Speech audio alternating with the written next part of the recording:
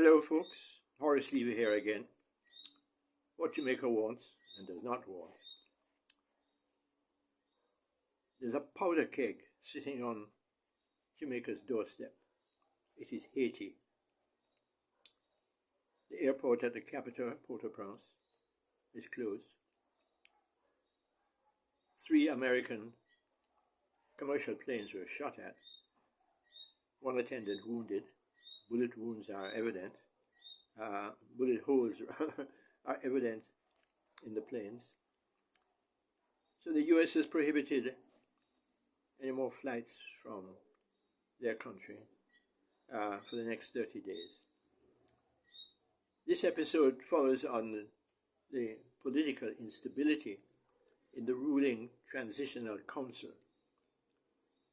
Haiti has long been poor, the result of exploitation by first France, its former colonial master, and then by the US, the current empire ruling the world. And the result, of course, has been murder, arson, violence, extreme violence, 800 people living on the street or in abandoned schools, victims of the killings, in some cases on the street, being attacked by dogs. It's a dreadful scene. It's the result of exploitation. What happened was that Haiti was the first black country to succeed in overturning white supremacy. And for this, it had to be punished. Supremacy had to be reestablished. The violence is one of the tools to reestablish that supremacy. Anyway, the US has again taken the lead in dealing with the violence and the chaos in Haiti.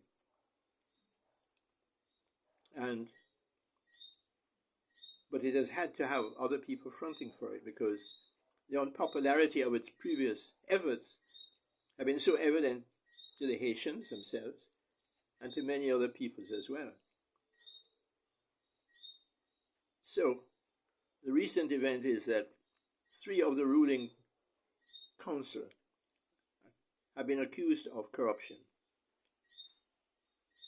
And the transitional Prime Minister, Gary Conille, was removed, replaced now by Alex Didier Fils-Aimé.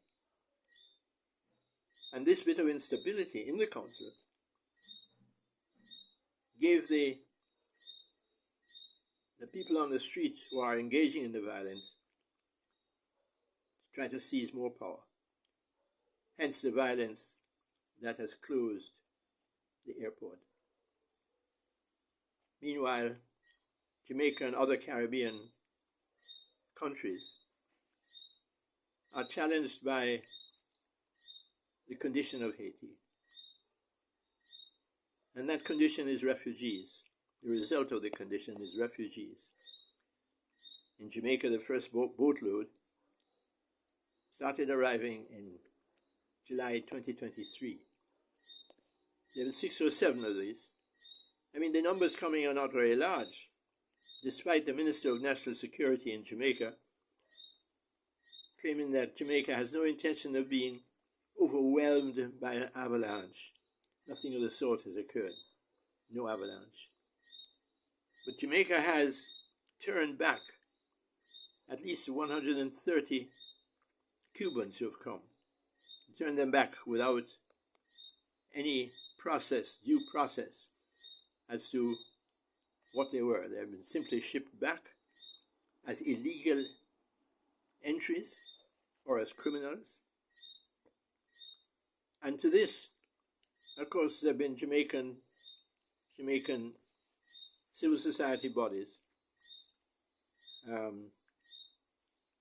freedom imaginaries, founded by Alain being the leading one, calling on the Jamaican government to respect its own Charter of Human Rights, its protocol of 2009, and its signing of UN conventions. So Alain and others are saying to the government, you can't just reject them without due process, legal process, which is what the government has been doing. 130 so far, and most of those without due legal process. So, and the UN, for example, its High Commission on Refugees, have called on states in the region not to simply send back, force back the refugees into circumstances where they face torture, further displacement, and the worst possible treatment. So there's plenty of directives coming from the UN on this issue. Quite different, mind you, this treatment by the government from how the people are living along the beaches where the Haitians land. Their treatment has been to provide these refugees with food and drink and warm clothing for children, receptive. But the Jamaican public on the whole tends to side with the government that Jamaica is poor. We can't afford more poor people here to look after. The one thing the government has done is to allow another NGO, Mustard Seed, run by a Catholic group, to receive orphans from orphanages in Haiti. And so that's going forward.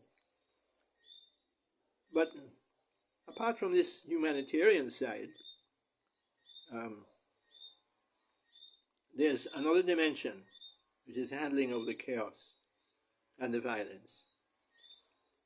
The US, as I said, has taken the initiative in this, as usual, but this time, because of its unpopularity in previous interventions, it has had to get other people to front for it.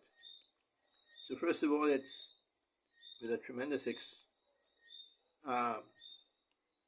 expenditure, hundreds of millions of US dollars, to overcome the hurdles in that country. They have gotten Kenyan police, a death squad, known to be a death squad in Kenya, to come to Haiti to work with the local police there to control the violence.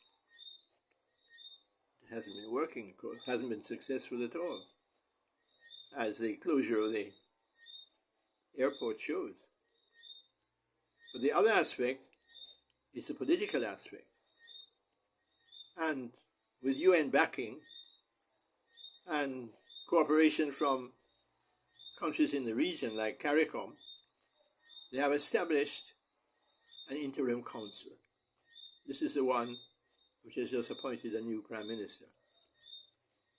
And Jamaica has cooperated with the US, both in sending a few of its men to join the armed forces there, and in the appointment of this ruling transitional council. Of course, the Haitian people were not really consulted at all.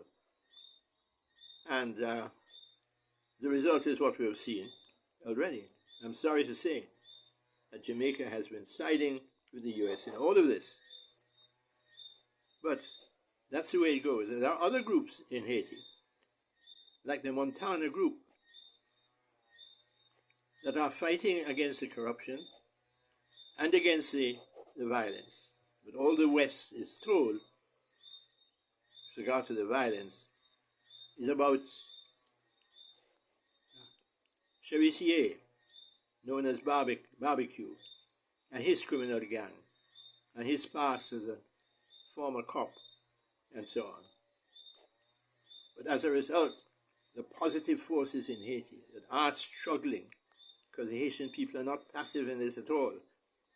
They are trying to gain control of their own country, themselves, and not rely on outside agents. But they were not consulted in this so far. That's where it stands, I'm afraid. Regrettably, Jamaica's role is not on the side of history. Well, that's it for now. Talk to you again soon. Send your reactions, please.